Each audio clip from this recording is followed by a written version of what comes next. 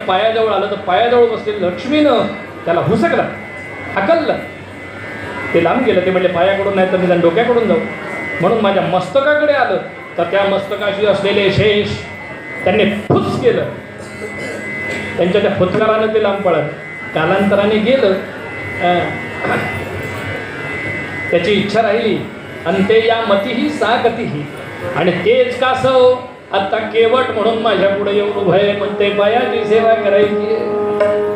आणि तोच लक्ष्मण शेष लक्ष्मण म्हणून उभा आहे आणि तीच लक्ष्मी सीता म्हणून उभी आहे. म्हणून म्हणाले कर्म करणे तुम्ही भोगायला लागते मला.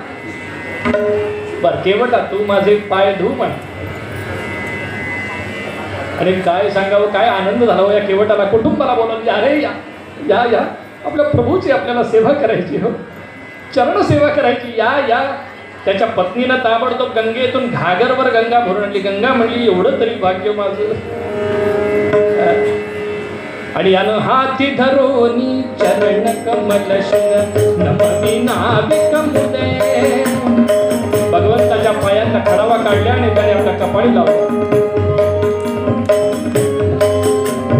हाती धरोनी चरण कमल शिर नमवी नाविक मुदे. हरपले भान हरपले भान वाणी नावले.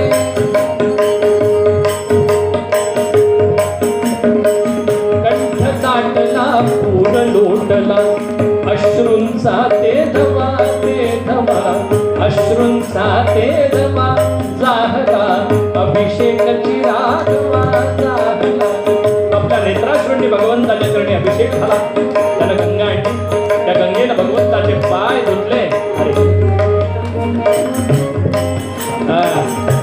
स्वर्गामधून देव आणि सप्तर्षी पाहतायत. देव ऋषी गण तटस्थ झाले. देखून पूजा विधी तयाचा. देखून पूजा विधी तयाचा. देखून पूजा विधी तयाचा. देखून पूजा विधी पाहिला ऐसा कोणी न कधी पाहिला.